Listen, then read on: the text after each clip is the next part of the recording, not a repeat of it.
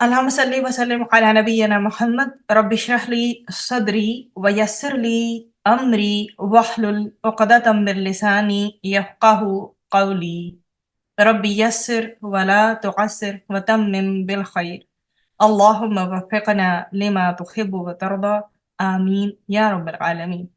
اللہ سبحانہ و تعالیٰ کا کرم احسان کہ آج رب تعالیٰ کے اذن کے ساتھ ہم پارہ نمبر 2 کا خلاصہ مختصر ترین کور کرنے کی کوشش کریں گے انشاءاللہ۔ مین پوائنٹس کو I will try to touch and some portion of the آیات قرآنک ٹیکسٹ میں جہاں مجھے لگے گا بہت ضرورت ہے میں تھوڑا تھوڑا مینشن کروں گی تاکہ ہم اس کا پورا ایسنس حاصل کر سکیں انشاءاللہ۔ اعوذ باللہ من الشیطان الرجیم، ہمارے پاس رکوع نمبر 17 ہے، اس پارے کا پہلا رکوع، ٹھیک ہے۔ سورۃ البقرہ ہماری جاری ہے دوسرے پارے میں، قرآن حکیم کا یہ دوسرا پارہ نمبر 2 سورۃ البقرہ کنٹینیو ہے۔ اس پہلے جو ہم کور کر کے آئے ہیں پارہ نمبر 1 میں، وہاں پر 16 رکوع تھے۔ آج ہمارا آغاز ہے انشاءاللہ 17 رکوع تک اور ہمارا انجام ہوگا 32 رکوع نمبر تک، ٹھیک ہے جی۔ ہم یہ رکوع اس پارہ میں کور کریں گے انشاءاللہ۔ رکوع نمبر 17 آیات ہیں اس کی 142 سے لے کر 147 تک، 142 till 147، تحویل قبلہ اور تحویل امت کا بیان، ٹھیک ہے۔ تحویل قبلہ اور تحویل امت کا بیان، اس رکوع کو میں ایک مختصراً ٹائٹل دے رہی ہوں انڈرسٹینڈنگ کے لیے۔ تحویل کہتے ہیں بدل جانے کو، چینج ہو جانے کو، تبدیل ہو جانے کو، مینز شفٹ ہو جانے کو۔ ہم جانتے ہیں سب کے پہلا جو قبلہ تھا وہ بیت المقدس تھا، اس کی طرف رخ کر کے نماز کی ادائیگی کا حکم تھا۔ جب نبی کریم صلی اللہ علیہ وآلہ وسلم ہجرت کر کے مدینہ منورہ تشریف لے آئے تو تقریباً لگ بھگ 16 to 17 months کے بعد، ٹھیک ہے، 16 یا 17 ماہ کے بعد حکم آیا کہ اب بیت اللہ شریف کو قبلہ بنا لیا جائے۔ اور ڈیفینیٹلی یہ حکم جو تھا یہود کو تو اچھا نہیں لگا، انہوں نے بہت سارے اس پر اعتراضات کیے۔ اللہ سبحانہ و تعالیٰ نے واضح طور پر فرما دیا کہ اللہ جو چاہے سو حکم دے سکتا ہے، ٹھیک۔ اصل بات اللہ کے حکم پر عمل کرنا ہے۔ وہ کہے اس طرف رخ کر لو تو اس طرف کر لو، وہ کہے اس طرف رخ کر لو تو اس طرف رخ کر لو۔ تو جس طرف رب نے رخ کر کے نماز ادا کرنے کا کہہ دیا وہی ہمارے لیے دین ہے۔ تو جس طرف رخ کر کے نماز ادا کرنے کا اللہ سبحانہ و تعالیٰ نے حکم دے دیا وہی ہمیں کرنا ہے۔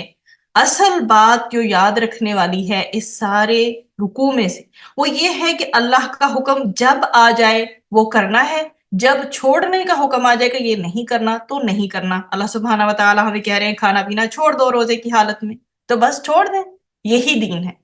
اور جب اللہ تعالیٰ کہے کہ بسم اللہ پڑھ کے افطاری کے ٹائم پہ شروع کرو اپنا کھانا تو شروع کر دیں۔ سمعنا و اطعنا، کہ ہم نے سن لیا اور ہم نے اطاعت کر لی۔ تو یہود کا جو آبجیکشن تھا، ان کا اعتراض تھا، ان کو جواب بھی دے دیا گیا کہ یہ صرف تبدیلی قبلے کی نہیں ہوئی ہے، امت کی بھی ہو گئی ہے، ٹھیک ہے۔ تو یہ صرف تبدیلی قبلے کی نہیں ہوئی ہے، امت کی بھی تبدیلی ہو گئی ہے۔ سابقہ امت جو تھی بنی اسرائیل اس کو معزول کر دیا گیا ہے، اور نبی کریم حضرت محمد مصطفیٰ صلی اللہ علیہ وآلہ وسلم جو کہ خاتم النبیین بھی ہیں، ان کی امت کو امت مسلمہ قرار دے کر شہادت علی الناس کی ذمہ داری ان پر ڈال دی گئی ہے۔ اس رکوع میں خاص الخاص اس چیز کا ذکر ہے۔ پھر اگر آپ آیا نمبر 143 دیکھیں، وَكَذَلِكَ جَعَلْنَاكُمْ أُمَّةً وَسَطًا لِتَكُونُوا شُهَدَاءَ عَلَى النَّاسِ وَيَكُونَ الرَّسُولُ عَلَيْكُمْ شَهِيدًا، کہ مسلمانوں اس طرح ہم نے تمہیں درمیانی امت بنایا کہ تم لوگوں پر اللہ کے دین کی گواہی دو، اور رسول اللہ صلی اللہ علیہ وآلہ وسلم تم پر اللہ کے دین کی گواہی دے، ٹھیک۔ تو اس طرح سے مسلمانوں کو ہم نے امت وسط بنایا، مطلب کہ ہم نے تمہیں امت وسط بنایا ہے تاکہ تم دنیا کے لوگوں پر گواہ ہو اور نبی کریم حضرت محمد مصطفیٰ صلی اللہ علیہ وآلہ وسلم تم پر گواہ ہو۔ تو اللہ کے نبی حضرت محمد مصطفیٰ صلی اللہ علیہ وآلہ وسلم نے کس طرح دعوت و تبلیغ کا کام کیا، کس طرح کی انقلابی جدوجہد انہوں نے فرمائی، کس طرح اپنے پیارے صحابہ کی انہوں نے باقاعدہ ایک ٹریننگ کی، ان صحابہ کرام نے راہ حق میں اپنی جانیں قربان کی، تب کہیں جا کے اللہ کا دین جو ہے وہ غالب ہوا ہے۔ تو آج اس دین اسلام کو قابل عمل بنا کر جو ہمارے لیے پیش کیا گیا ہے اور ذمہ داری ہمارے کاندھوں پہ ڈالی گئی ہے، ہمارے شولڈرز پر، کہ ہم خود بھی دین کو سیکھیں، دین پر عمل کریں، اس کی دعوت و تبلیغ کا فریضہ بھی انجام دیں اور اس کو قائم کر کے دنیا کے سامنے اس کا قابل عمل ہونا پیش کریں، کہ یہ مشکل دین نہیں ہے، یہ بہت آسان ہے، لیکن یہ تبھی ہم کر سکیں گے جب اس کے اوپر ہمارا اپنا خود کا شرح صدر ہوگا، جب ہمارا دل وسعت کے ساتھ اپنے دین کو لینے، اس پر مکمل طور پر چلنے کے لیے راضی ہوگا۔ تو یہ شہادت علی الناس، لوگوں پر اللہ کے دین کی گواہی ہے، یہ ذمہ داری اب ہمارے اپنے شولڈرز پر ہے۔ پھر آگے رکوع نمبر 18 سٹارٹ ہو جاتا ہے، آیات ہیں اس کی 148 سے لے کر 152 تک، 148 سے لے کر 152 تک، اور اس کا ٹائٹل ہے صالح جماعت تیار کرنے کا نبوی طریقہ کار کیا تھا۔ اور جو بات یہاں پر اس سے پہلے بھی جو ذکر کی گئی، حضرت ابراہیم علیہ السلام نے نبی کریم حضرت محمد مصطفیٰ صلی اللہ علیہ وآلہ وسلم کے لیے جو دعا فرمائی تھی کہ اللہ سبحانہ و تعالیٰ ایک ایسا نبی بھیجیں، تو وہ لگ بھگ 2500 سال بعد قبول ہوئی تھی، ٹھیک ہے۔ تو وہاں پر بھی فرائض کا ذکر تھا، اور یہاں آیا نمبر جو 51 ہے، یہاں پہ بھی نبی کریم حضرت محمد مصطفیٰ صلی اللہ علیہ وسلم کو بھیج کر اللہ نے ہم لوگوں پر بہت بڑا احسان فرمایا ہے۔ سب سے بڑا احسان اگر کنسیڈر کیا جائے تو وہ یہ ہے کہ اللہ کے نبی نے لوگوں کو جو دین کی دعوت دی، کس طرح سے نبی کریم حضرت محمد مصطفیٰ صلی اللہ علیہ وآلہ وسلم نے قرآن پاک کی آیات کی تلاوت کی ان کے سامنے، کس طرح سے ان کا تزکیہ فرمایا، اور لوگوں کو کس طرح سے وہ احکامات کی تعلیم دیا کرتے تھے، حکمت کی تعلیم دیتے تھے۔ اسی قرآن کو سنا کر لوگوں کو اللہ کی طرف نبی کریم صلی اللہ علیہ وآلہ وسلم نے متوجہ کیا۔ جو بھی لوگ جو غفلت میں مبتلا تھے ان کو جگایا، اسی قرآن سے لوگوں کے دلوں کی امنگیں بدل گئیں، ان کی خواہشیں بدل گئیں، آخرت کا طلبگار اور طالب بنا دیا صحابہ کرام کو رضی اللہ عنہم کو، اور اسی قرآن سے ان کے ایمان کی آبیاری ہوتی رہی، گرو کرتا رہا سٹیپ بائی سٹیپ۔ تو یہ جو ایک انقلابی جدوجہد تھی، اسی ریولوشن نے نبی کریم صلی اللہ علیہ وآلہ وسلم کی ایسی خوبصورت جماعت تیار کی کہ اگر آج بھی ہم اس سیٹ پیٹرن کو فالو کریں، جس طرح سے انہوں نے صحابہ کرام کی تربیت کی، ان کو کس کس موقع پہ کیسے کیسے غزوات کے لیے، جنگوں کے لیے گائیڈ کیا، زندگی کیسے گزارنی ہے، ایک ایک لمحے کی ان کو ٹریننگ دی، تو آج بھی اگر ہم نے اللہ کے دین کو غالب کرنا ہے تو یہی ایک طریقہ ہمارے پاس بچا ہے کہ قرآن کو ہی بنیادی ذریعہ بنایا جائے ہر قسم کے افراد کی تیاری کے لیے، چاہے وہ ہم ہیں، چاہے وہ ہمارے بچے ہیں، چاہے وہ ہمارے پیرنٹس ہیں، سب کے لیے قرآن ایک مکمل عملی نمونہ ہے، قرآن و سنت۔ تو یہی افراد جو ہیں پاکیزہ ہوں گے، ایسے ہی افراد پہلے پاکیزہ تھے، تو جدوجہد کرنے کی ضرورت ہے، وہ بھی پاکیزہ جدوجہد، دوبارہ سے اللہ کے دین کے غلبے کے لیے۔ اس میں پھر آگے مزید ذکر آتا ہے فَاذْكُرُونِي أَذْكُرْكُمْ، تم میرا ذکر کرو میں تمہارا ذکر کروں گا۔ تو اللہ تعالیٰ ہم سے کیا چاہتے ہیں؟ اللہ تعالیٰ ہم سے یہ چاہتے ہیں کہ ہم اللہ کو یاد رکھیں، ہم اللہ کا کثرت سے ذکر کریں۔ اگر ہم یہ چاہتے ہیں کہ اللہ ہمیں یاد رکھے تو ہمیں چاہیے کہ ہم اللہ کو کثرت سے یاد کریں۔ پھر ہمارے پاس رکوع نمبر 19 ہے، اس کی آیات ہیں 153 سے 163 تک، 153 سے 163 تک۔ راہ حق میں قربانیاں دینی پڑیں گی۔ کون سا راہ حق کا معاملہ؟ اللہ رب العالمین نے نبی کریم صلی اللہ علیہ وسلم کی امت کو امت مسلمہ قرار دیا، اور اس کے ذمہ شہادت علی الناس کی ذمہ داری بھی لگا دی۔ اب اس راہ میں بہت محنت بھی درکار ہے اور جدوجہد بھی درکار ہے۔ اس طرح سے ہی آیا نمبر 53 میں بھی ہمیں تذکرہ ملتا ہے استعینوا بالصبر والصلاۃ، صبر اور نماز کے ذریعے اللہ تعالیٰ کی مدد حاصل کرو۔ تو مدد کس کام کے لیے؟ یہ جو پیچھے ذمہ داری ڈالی گئی ہے نا شہادت علی الناس کی، اس کے لیے۔ پھر مزید یہ انفارم کیا گیا کہ اس راہ میں جان مال، اس سے بھی تمہیں آزمایا جائے گا، بھوک اور خوف سے بھی گزارا جائے گا، پیداوار کا نقصان بھی ہو سکتا ہے کہ تمہیں پیداوار کے نقصان سے بھی گزارا جائے۔ تو جو اس راہ میں ڈٹے رہیں گے، ان مشکلات سے گزرتے رہیں گے اور صبر کا مظاہرہ کریں گے، تو وہ کیا ہے پھر؟ ان کو کیا خوشخبری دی گئی؟ وَبَشِّرِ الصَّابِرِينَ، ان کے لیے نبی کریم صلی اللہ علیہ وسلم فرمایا کہ اے نبی ان کو بشارت دے دیجئے۔ اللہ تعالیٰ نے فرمایا ہے اے نبی صلی اللہ علیہ وسلم ان کو بشارت دے دیجئے۔ کون؟ کن کو بشارت دینی ہے؟ جو صبر کرنے والے ہیں۔ اور ان کے تعلق سے فرمایا کہ ان کے لیے کیا ہے؟ ان کے لیے رحمتیں ہیں، عنایتیں ہیں، اور یہی لوگ ہدایت یافتہ ہیں جو بھی مصائب میں، پریشانی میں، دکھ میں، مصیبتوں میں صبر کا مظاہرہ کرتے ہیں، ڈٹ جاتے ہیں، ان کے لیے فرمایا جا رہا ہے کہ یہی ہدایت یافتہ ہوں گے۔ پھر رکوع نمبر 20 کی طرف بڑھتے ہیں۔ آیات اس میں ہیں 164 سے لے کر 167 تک، 164 سے لے کے 167 تک۔ قلبی ایمان کیسے حاصل ہوتا ہے؟ یہ جو دل میں ایمان ہے یہ بڑھتا بھی ہے، یہ گھٹتا بھی ہے۔ تو بات ہو رہی ہے بیسیکلی یہاں پر حقیقی ایمان کی۔ یہ جو اندر ہمارے حقیقی ایمان ہے یہ کیسے بڑھے گا؟ اس کی مزید جو ہے اس میں انہانسمنٹ کیسے ہوگی؟ یہ مزید گرو کیسے کرے گا؟ اس کے حصول کا ذریعہ بتایا گیا ہے، اور یہ بہت ہی جامعہ آیت ہے، آیا نمبر 164۔ اس کو علماء کرام آیت الآیات کہ ایک ایسی آیت ہے جس میں اللہ سبحانہ و تعالی نے 10 نشانیوں کا ذکر فرمایا ہے۔ ٹھیک؟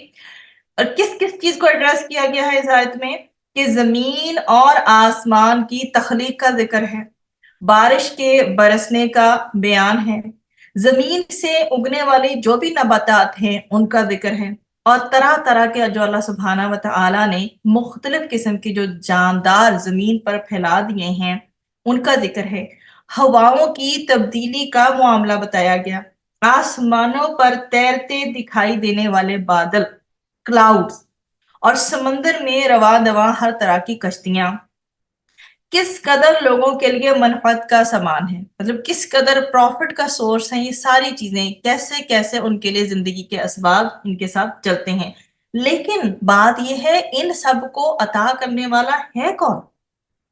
ان سب کو عطا کرنے والا وہ رب ہے وحدہ لا شریک۔ جتنا ہم اللہ سبحانہ و تعالی کی نشانیوں پر غور کرتے ہیں اللہ سبحانہ و تعالی کی گریٹنس بڑھتی ہے، عظمت بڑھتی ہے ہمارے دلوں میں، انسان کی اپنی گروتھ ہوتی ہے، پازیٹیوٹی کے ساتھ آبیاری ہوتی ہے۔ جیسے خشک زمین ہوتی ہے اور وہ گرو نہیں کر پا رہی ہوتی لیکن اسے پانی مل جائے، ٹھیک، تو وہ پراپرلی گرو کرنے لگتی ہے، جو بھی ایلیمنٹس اس کی چاہیے، نیوٹرینٹس چاہیے، تو وہ گرو کرتی ہے۔ اسی طرح سے اگر ہم جو کائنات ہے کس طرح سے ہمارے لیے بنائی گئی، کیسے ہمیں اشرف المخلوقات کا درجہ دیا گیا، ہم اس پہ غور کریں، اللہ سبحانہ و تعالیٰ کی نشانیوں کو آگے بڑھ کر دیکھیں کہ کیسے کیسے اللہ سبحانہ و تعالیٰ ہر چیز ایک دوسرے سے ڈیفرنٹ کیسے بنائی ہے، تو کیسے ہماری جو ہے وہ ایک کیسی ہماری مینٹل سٹیٹ سیٹ ہوتی ہے، کیسے ہم خوش ہوتے ہیں کہ کتنا اچھا ہے، کتنا پیارا، کتنا خوبصورت، کتنا قریب ہے ہمارا رب جس نے ایک ایک چیز کو بالکل ڈیفرنٹ بنایا ہے۔ تو ہمارا قلبی ایمان بڑھتا ہے۔ یا پھر مزید ذکر ہوا کہ کچھ لوگ ایسے ہیں جو بہت بد نصیب بھی ہیں، جن کا ایمان بڑھ گیا وہ تو خوش نصیب ہے نا، اور جن کا ایمان نہیں بڑھ رہا وہ بد نصیب ہیں، اللہ کے ساتھ وہ دوسروں کو شریک ٹھہراتے ہیں۔ تو پکے ایمان والے کون ہیں؟ جو کہتے ہیں والذین آمنوا اشد حبا للہ، جو لوگ ایمان لاتے ہیں وہ اللہ سبحانہ و تعالیٰ کی محبت میں شدید ترین ہوتے ہیں، اور جو لوگ ایمان لائے ان کی شدید ترین محبت اللہ تعالیٰ کے لیے ہوتی ہے۔ تو وہ ان نشانیوں پر غور و فکر کرتے ہیں، وہ صرف ان سے گزر نہیں جاتے اور اللہ کا ذکر کرتے ہیں۔ یہ بھی بتایا گیا کہ کچھ اس دنیا میں ایسے لوگ بھی ہیں جو بہت بد نصیب ہیں، اس لیے کہ وہ جھوٹے قسم کے سرداروں اور لیڈروں کی پیروی کرتے ہیں۔ اگر ہم اپنے معاشرے پہ نظر ڈالیں تو کیا ہمیں یہ برائی نظر نہیں آتی؟ یہ ایک فیکٹ ہے کہ ہمیں وہ سوال لوگوں سے نہیں کرنے چاہیے جو رب نے کرنے ہیں، ٹھیک، لیکن ہمیں دوسروں کی اصلاح تو مقصود ہے۔ جہاں کہیں دیکھیں کہ کوئی بھٹک رہا ہے اور آپ کے پیار سے، اصلاح سے اس کی گائیڈنس پاسبل ہے، تو ایک لمحہ کے لیے سوچ کے اس بات کے لیے اس کے لیے دعا بھی کریں اور اس کے لیے کچھ تھوڑی بہت ایفرٹ بھی کریں۔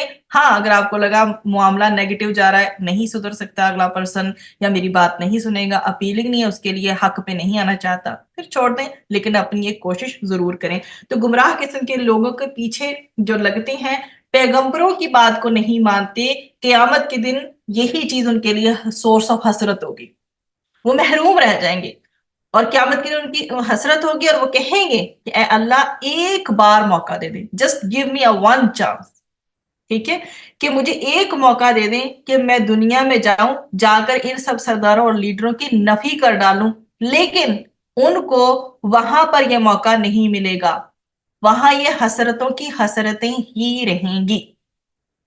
پھر رکوع نمبر 21 ہے، آیات ہے اس کی 168 سے لے کر 176 تک۔ عوام اور علماء سو کی گمراہی۔ سو جو ہے سین و حمزہ سے ہے اور برے کو کہتے ہیں، بیڈ۔ تو علماء سو برے علماء، ان کا ذکر ہے، ان کی گمراہی کا بھی یہاں ذکر ہے۔ بتایا کیا کیا ہے اس میں کہ ایک تو وہ لوگ ہیں کہ جب کہا جاتا ہے کہ اللہ کے کلام کی، اللہ کے احکام کی پیروی کرو، تو کہتے ہیں کہ ہم نے تو اپنے باپ دادا کو جس بات پر پایا اس کی ہی پیروی کریں گے۔ تاریخ انسانی میں لوگوں کی گمراہی ایک بہت بڑی وجہ تھی کہ وہ بالکل ہی بلائنڈ ہو کر اپنے باپ دادا کی ہر صحیح غلط بات کی پیروی کرتے ہیں۔ They completely followed their forefathers۔ تو چاہے پیغمبروں نے انہیں دعوت حق کے کتنے ہی سالڈ دلائل ان کے سامنے پیش کیے ہوں، انہوں نے وہ گمراہی کا راستہ نہیں چھوڑا۔ انہوں نے کہا جو باپ دادا نے ہمیں کہا ہے ہم اسی پر چلیں گے۔ ہمیں بھی اپنے دل اور دماغ کو روشن اور اوپن کرنا چاہیے۔ الحمدللہ ہمارے پیرنٹس، ہمارے forefathers, they are Muslim, الحمدللہ وہ مسلمان ہیں۔ But the point over here is this کہ اگر باپ دادا کی ہوئی بات اللہ اور اس کے رسول کی بات سے ٹکرائے، دین سے ٹکرائے، تو باپ دادا کا احترام اس صورت میں نہیں ہوگا کہ ان کی غلط بات کو تسلیم کر لیا جائے، ٹھیک، تو ان کی غلط بات میں ان کی پیروی نہیں کی جائے گی۔ ہاں، حسن سلوک، اخلاقیات سے ہم کبھی نہیں گر سکتے۔ ہم اپنے طور پہ ایک اختلاف بہت اچھے پریزنٹیبل وے میں ان کے ساتھ بات کریں گے، احترام کے ساتھ۔ اگر بات بنتی ہے تو ٹھیک، لیکن اپنے دل میں پھر اس بات کو برا جانے کہ یہ صحیح نہیں ہے، لیکن ان تک یہ بات پہنچا دیں تاکہ کل آپ سے پوچھنا ہو کہ آپ کو صحیح حکم پتا تھا اور آپ نے آگے نہیں پہنچایا۔ تو علماء کی گمراہی کیا ہوتی ہے؟ جو علماء سو ہوتے ہیں وہ برے علماء کہلاتے ہیں، اور بنی اسرائیل میں بھی ایسے گزرے، ہسٹری میں بھی گزرے ہیں، ٹھیک، تو آج کے دور میں بھی آپ کو ملیں گے۔ ان کا عالم یہ ہوتا ہے کہ وہ حق کو چھپاتے ہیں اور حق میں تحریف کرتے ہیں، مطلب وہ چینج کر دیتے ہیں چیزوں کو، تو حق بات لوگوں کے سامنے وہ بیان نہیں کرتے، اور اپنی جو من پسند باتیں ہیں نا وہ لوگوں کو وہ بتاتے ہیں، اور من پسند باتیں بتا کر لوگوں کو دنیا کا تھوڑا سا مال اور پیسہ وصول کرتے ہیں۔ تو ان کے لیے کیا کہا گیا؟ اشتروا بآیات اللہ ثمنا قلیلا۔ تو قرآن ان کے بارے میں کیا کہہ رہا ہے کہ اللہ کی آیات بہت ہی تھوڑی قیمت انہوں نے وصول کی ہے اس کی۔ تو یہ دنیا پرست لوگ ہیں،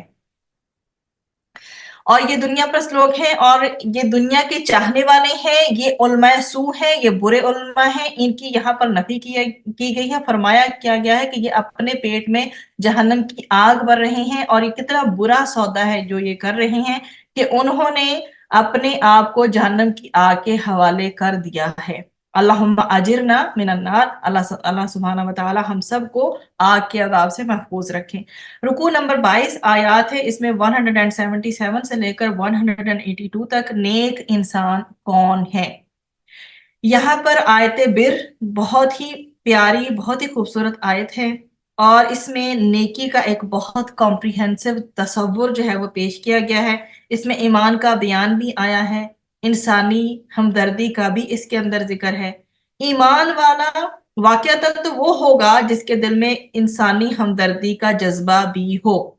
وہ عبادات ہیں جو بھی جتنی بھی، وہ عبادات میں بھی بہت متحرک ہوگا، نماز زکوٰۃ بھی ادا کرے گا، اور وہ اپنے وعدے کا بھی پکا اور سچا ہوگا، صبر کا مظاہرہ بھی کرے گا، اور حق و باطل کا کبھی مارکا پیش آ بھی جاتا ہے، ایسی کوئی جنگ کرنی پڑ بھی جاتی ہے جس میدان میں کودنا پڑے، تو حق کی سربلندی کے لیے وہ کسی قسم کا خوف نہیں کھائے گا، وہ اس میں ضرور اپنے آپ کو انوالو کرے گا۔ اس آیت میں نیکی کا بہت ہی خوبصورت تصور پیش کیا گیا آیا نمبر 177 میں۔ رکوع نمبر 23 ہے ہمارے سامنے، آیات ہیں اس کی 183 سے لے کر 188 تک، کہ رمضان، قرآن اور روزے کا بیان۔ تو یہ وہ مقام ہے جہاں رمضان شریف کا ذکر آیا ہے، ورنہ نماز، زکوٰۃ اور حج کا بیان کئی جگہ پر قرآن میں آپ کو ملے گا۔ تو یہ رکوع نمبر 23 خاص و خاص اس حوالے سے ہے کہ اس میں رمضان کا ذکر ہے 183 سے لے کر 188 تک۔ بہت ہی پریشیس آرڈرز یہاں پہ دیے گئے ہیں۔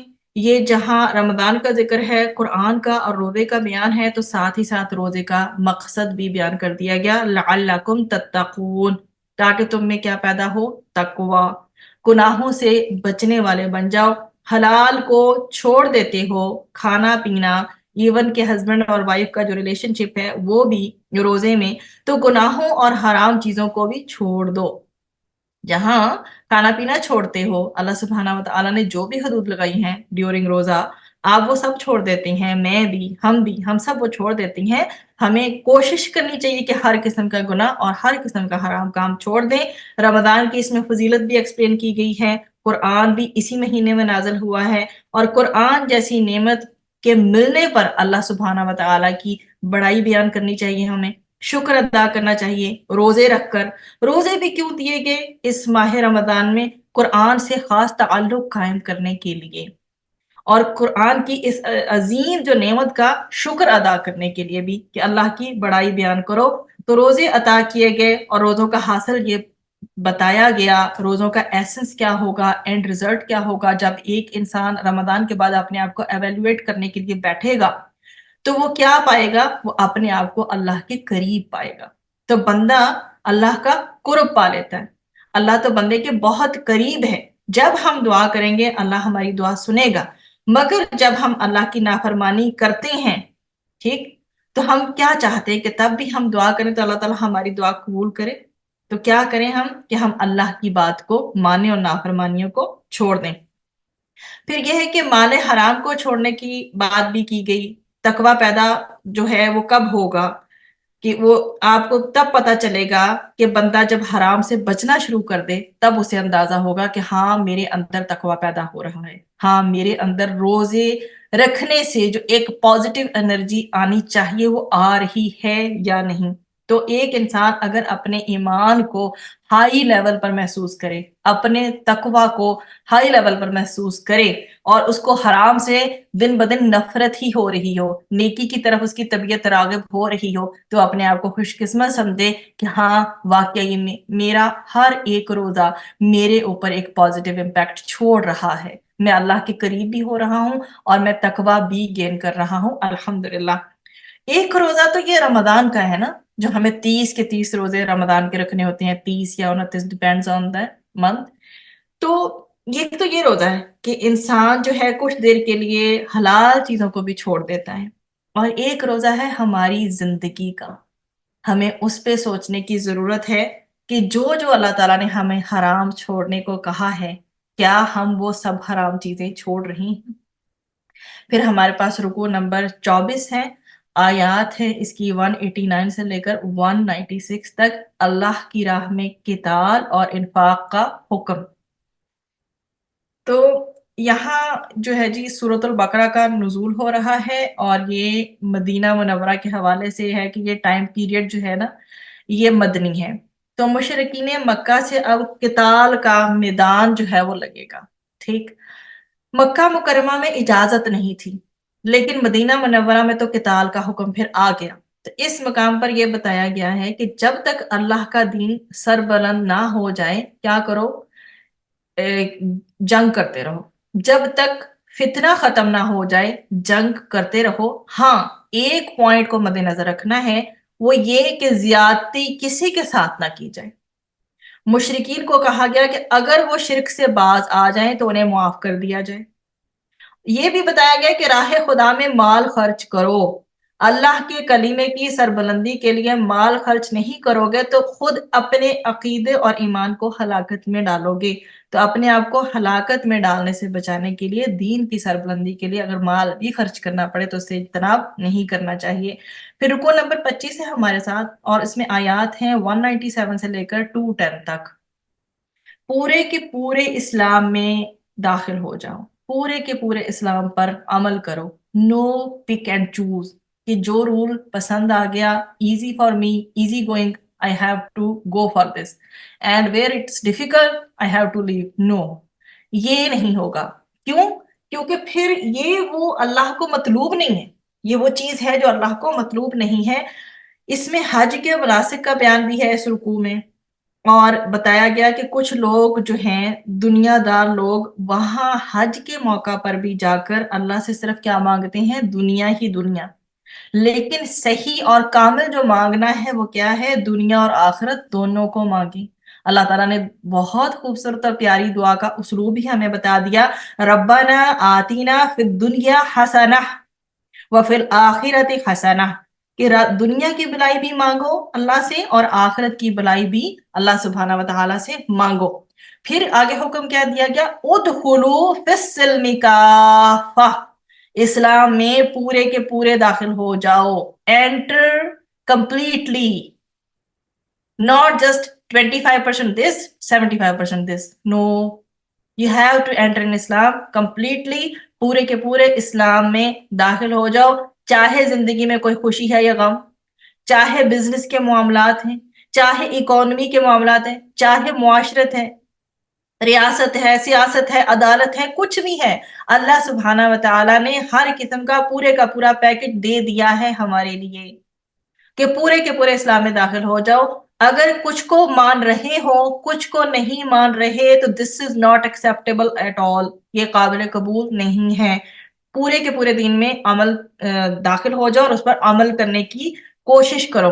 اگر ان کیس ایک انسان پورا کا پورا دین میں جو ہے وہ داخل نہیں ہو رہا اور اس پر عمل کرنے کی کوشش نہیں کر رہا، تو وہ ایک لمحے کے لیے بیٹھ کر سوچے کہ کیا میں شیطان کی پیروی تو نہیں کر رہا، میں شیطان کے وسوسوں پر تو نہیں چل رہا، مجھے بار بار وہ خیالات آتے ہیں کہ یہ حکم میرے لیے ہے تو میں سے لے لیتی ہوں اور یہ حکم میرے لیے نہیں ہے میں سے ہٹ جاتی ہوں۔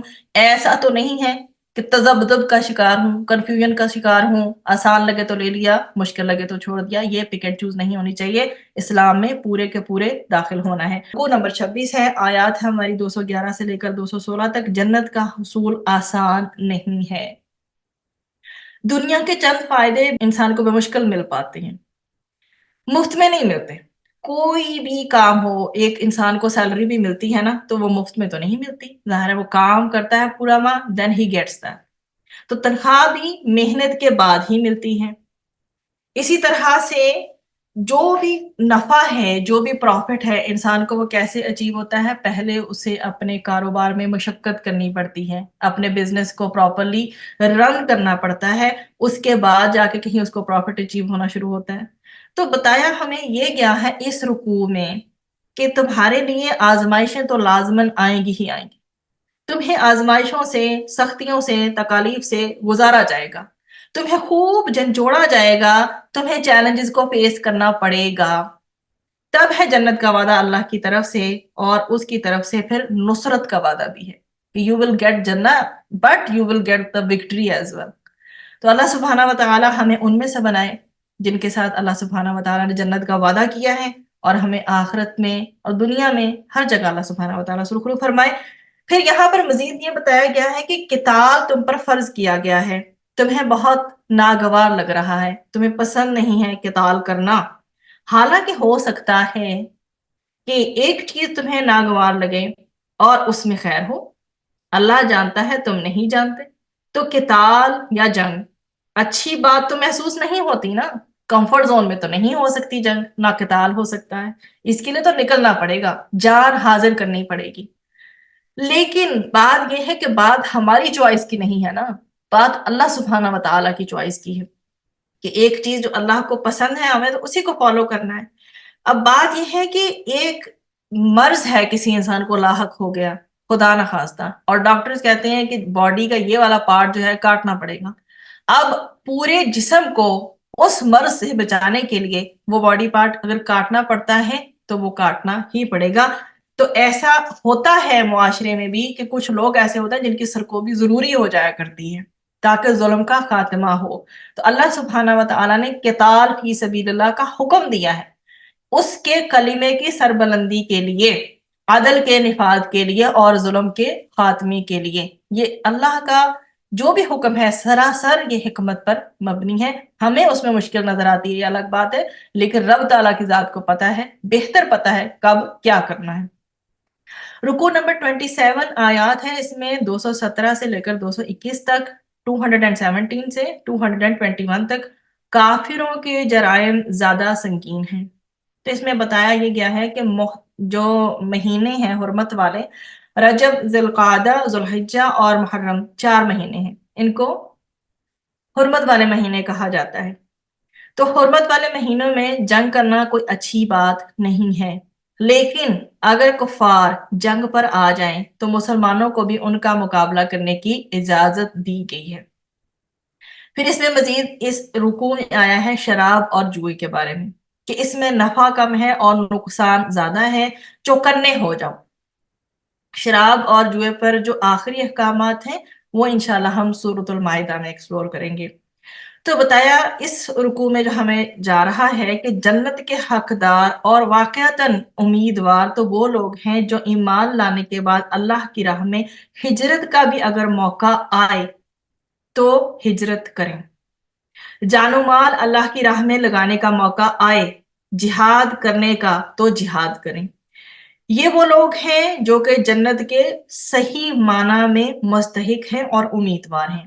پھر یہ بھی بتایا گیا اسی رکوع میں کہ مال لگانے کا اعلیٰ ترین سٹیٹس کیا ہے، اعلیٰ ترین درجہ کیا ہے، کہ جو ضرورت سے زیادہ ہے اس کو لگا دیا جائے. کم از کم تو ہمیں رولنگز جو ملتی ہیں وہ زکوٰۃ کی ہیں، مگر جو ضرورت سے زائد ہو، ایکسٹرا ہو، اسے راہ خدا میں پیش کر دیا جائے. تو یہ مالی اعتبار سے اعلیٰ ترین درجہ ہے انفاق کا.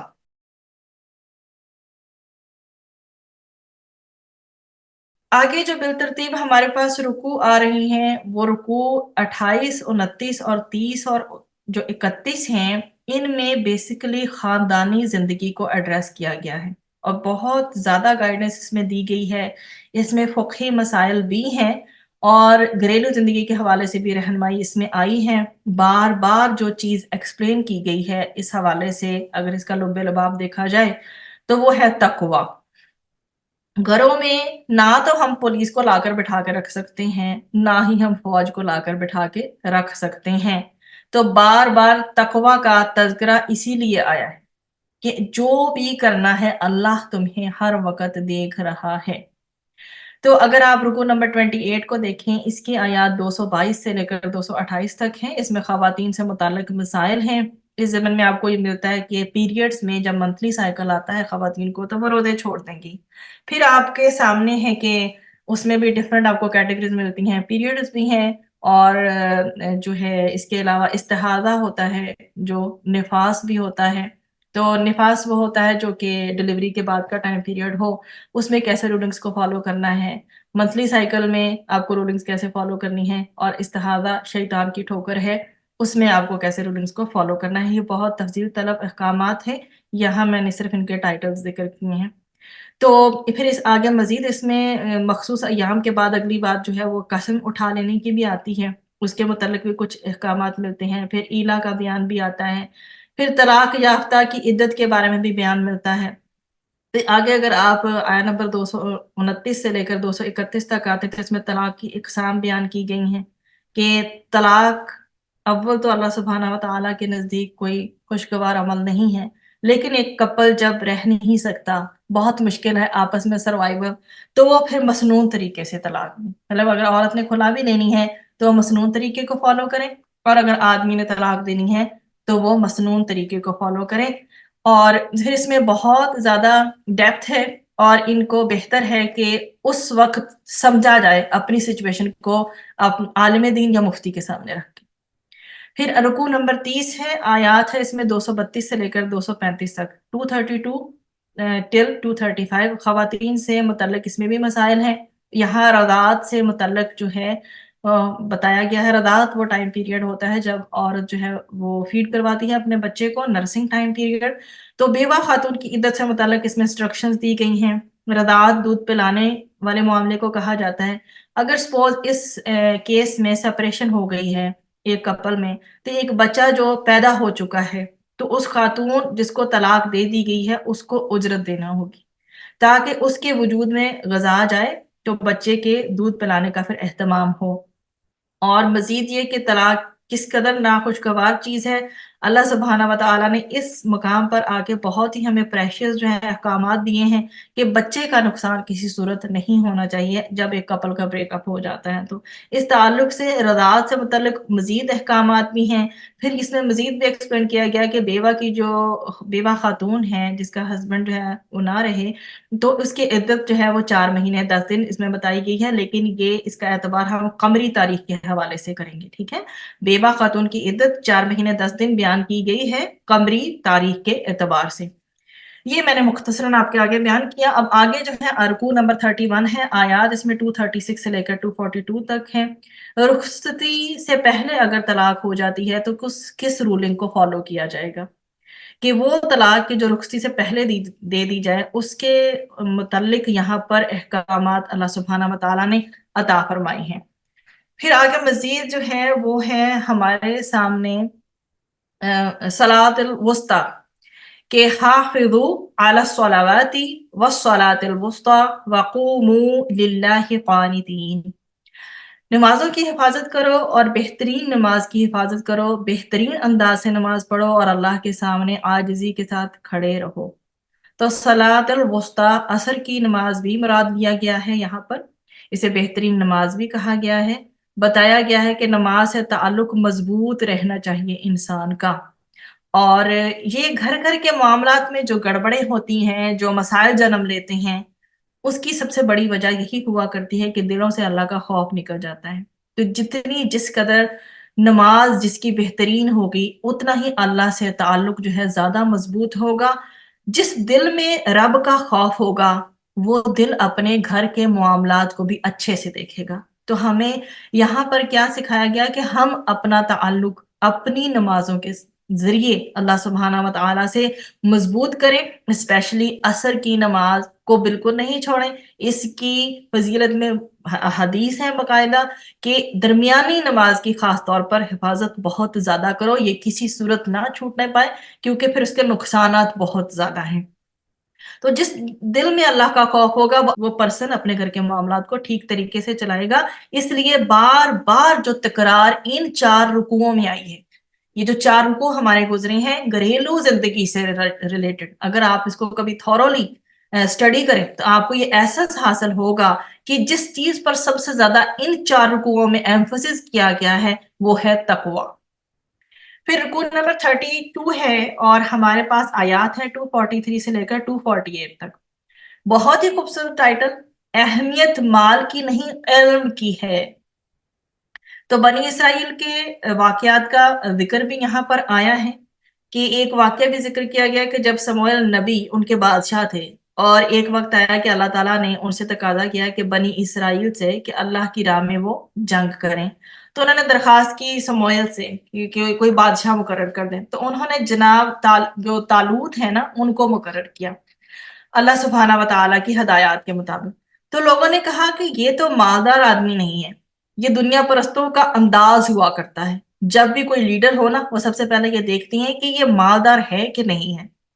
تو فرمایا گیا کہ اللہ نے اس کو علم بھی عطا فرمایا ہے اور قوت بھی عطا فرمائی ہے۔ تو یہاں پر بیسیکلی علم کی اہمیت کا بہت زیادہ ذکر ہے۔ اس کے بعد پھر جناب طالوت کے لشکر کا جو مقابلہ ہے باقاعدہ وہ جالوت سے ہوا۔ جالوت چونکہ مشرک تھا اور جناب طالوت کے لشکر میں حضرت داؤد علیہ السلام تھے، تو داؤد علیہ السلام نے جالوت کو قتل بھی کیا تھا۔ تو یہاں پر بہت ہی جو ہے وہ خوبصورت جملہ بھی ہے اس آیت میں، بہت ہی خوبصورت ٹیکسٹ ہے اس کا۔ کم من فیۃ قلیلۃ غلبت فیۃ کثیرۃ باذن اللہ۔ مطلب اس میں کیا کہ جناب طالوت کے لشکر میں نیک لوگ تھے، ایمان والے تھے، ان کا تذکرہ اللہ سبحانہ وتعالیٰ نے فرمایا کہ بارہا ایسا ہوا ہے کہ چھوٹی جماعت اللہ کے حکم سے بڑی جماعت پر غالب آ گئی۔ تو اصل شے اللہ کا حکم ہے، یہ قلت اور کثرت کی بات نہیں ہے۔ بات یہ ہے کہ کوئی بڑی جماعت ہے اور وہ بہت پاورفل ہے، لیکن یہ اللہ کا حکم ہے کہ چھوٹی جماعت اس کے اوپر غالب آ سکتی ہے۔ تو اللہ والے اللہ پر توکل کر کے جب میدان میں اتریں تو ساری دنیا کی آنکھوں میں آنکھیں ڈال کر بات بھی کر سکتے ہیں اور مقابلہ بھی کر سکتی ہیں، اور تاریخ اس کی گواہ ہے، ہسٹری اس کی گواہ ہے۔ ان سب مثالوں کو اگر ذہن میں رکھیں، ساری دنیا کو ایک وقت میں لا کر مذاکرات کے ٹیبل پر بٹھایا جا سکتا ہے اگر ہم واقعی میں اللہ پر توکل کرنے والے بن جائیں۔ تو ایک چھوٹا گروہ اللہ کے حکم سے کئی مرتبہ بڑے گروہ پر غالب آ جاتا ہے۔ اللہ سبحانہ وتعالیٰ سے دعا ہے کہ وہ ہمیں جو ہے دین کی سربلندی کے لیے ہم سے کام لیں، اور چاہے ہم تھوڑی ہیں کم ہیں، اللہ سبحانہ وتعالی ہمیں غلبہ عطا فرمائے کافرین پر، ان کو ہمارے اوپر غلبہ نہ دے۔ اللہ سبحانہ وتعالی سے دعا ہے کہ ہمارا آج کا دن اور آنے والے زندگی کے دن سب بہت اچھے، بہترین، خوبصورت گزرے۔ آج جمعہ ہے، بہت ہی خوبصورت دن، درود پاک کی کثرت کریں، سورۃ الکہف کو ضرور پڑھیں، اور عصر کے آس پاس ایک ٹائم ایسا ہے کہ جب، بلکہ پورے جمعے کے دن میں ہی ایک گھڑی یا کچھ کے نزدیک عصر کے پاس کا ٹائم ایسا ہے کہ جب جو دعا مانگی جائے وہ قبول ہوتی ہے۔ تو اللہ سبحانہ وتعالیٰ سے ہماری دعا ہے کہ اللہ تعالیٰ ہمیں جنت کے بہت قریب کر دے اور جہنم سے ہمیں بہت دور کر دے۔ اللہ سبحانہ وتعالیٰ مجھے اور آپ سب کو آسان اور نیکیوں بھری زندگی کی توفیق دے۔